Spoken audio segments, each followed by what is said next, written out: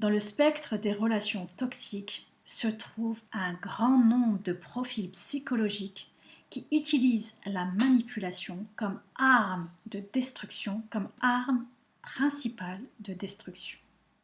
La manipulation est une clé parmi de nombreuses autres pour accéder à votre psychisme, à votre inconscient et à vos failles. Si le recours à la manipulation est commun, chaque profil a néanmoins un objectif et un mode opératoire différent. Avant de répondre à la question quelle est la différence entre un manipulateur et un pervers narcissique ou un manipulateur pervers narcissique, d'abord répondons à cette question, qu'est-ce qu'une relation toxique ? Une relation est toxique lorsqu'il existe une souffrance manifeste chez l'une ou au moins des personnes impliquées. Une relation toxique peut se retrouver aussi bien dans la sphère privée que dans le milieu professionnel et elle présente les mêmes caractéristiques à adapter selon le cadre dans lequel elle prend place. Une relation toxique est basée sur un principe de domination et de contrôle. Si toutes les relations présentent une certaine dose de pouvoir au début, celle-ci a tendance à se transformer en équilibre des rôles au fil du temps. Or, dans une relation toxique, un seul individu s'accapare du pouvoir et se maintient au sommet, toujours au détriment de l'autre. La toxicité s'immisce petit à petit dans les techniques utilisées par cet individu pour soumettre l'autre à sa volonté. La violence est systématiquement employée de manière assumée ou dissimulée, quelle que soit sa nature. Il peut s'agir de violence verbale, de violence psychologique, de violence physique ou de violence sexuelle. Dans tous les cas, l'objectif est de réduire l'autre à l'état d'objet, d'annihiler son individualité et d'y substituer celle du plus fort. Dans la relation toxique, vous êtes contrôlé. Le contrôle peut se camoufler sous différents masques. Vous pouvez avoir la certitude d'être en compagnie d'une personne absolument charmante, malgré son côté un peu trop maternant. Pensez encore à ce collègue qui s'inquiète toujours de savoir si vous êtes bien dans votre vie personnelle et ce qui s'y passe. Ou encore cette nouvelle personne que vous venez tout juste de rencontrer et qui occupe déjà tout votre temps. Le contrôle est difficile à repérer car il peut être dissimulé sous de bonnes intentions. Le prétexte affiché peut être différent du but réel et c'est très souvent le cas. D'une manière générale, si vous sentez que vous n'êtes plus maître de votre emploi du temps, de vos faits et gestes, cela signifie qu'une personne contrôlante a fait son apparition dans votre vie.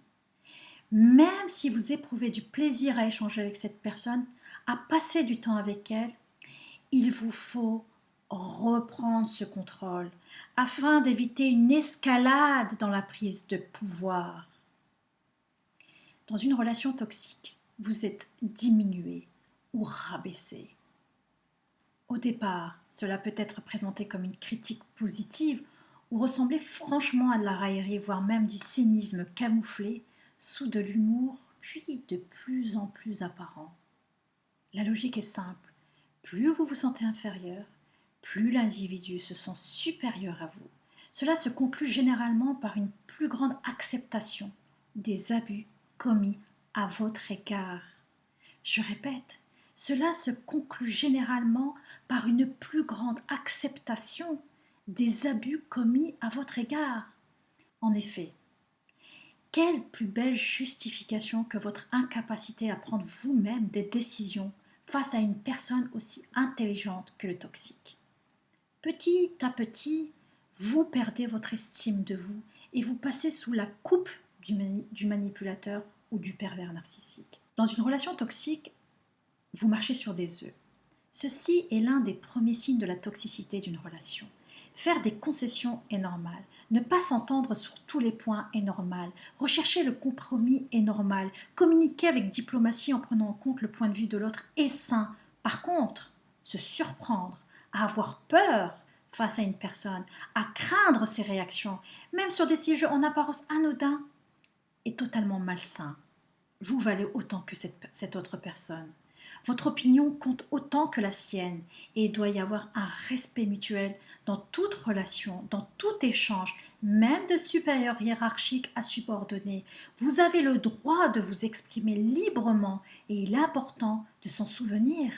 Si vous vous rendez compte que vous avez face à vous une personne qui n'accorde pas d'attention à vos propos ni à vos émotions, c'est que vous êtes en train de rentrer dans une relation toxique. Sachez vous affirmer si vous êtes contraint de maintenir un contact ou partez si vous le pouvez. Les relations toxiques sont le terrain de prédilection de manipulateurs et des pervers narcissiques. Selon que vous avez affaire à l'un ou à l'autre, sachez que les motivations ne sont pas les mêmes. Alors, quelle est la différence entre un manipulateur et un pervers narcissique? Un manipulateur et un pervers narcissique ont la manipulation en trait d'union. Ce qui varie, c'est l'intention et le degré de toxicité.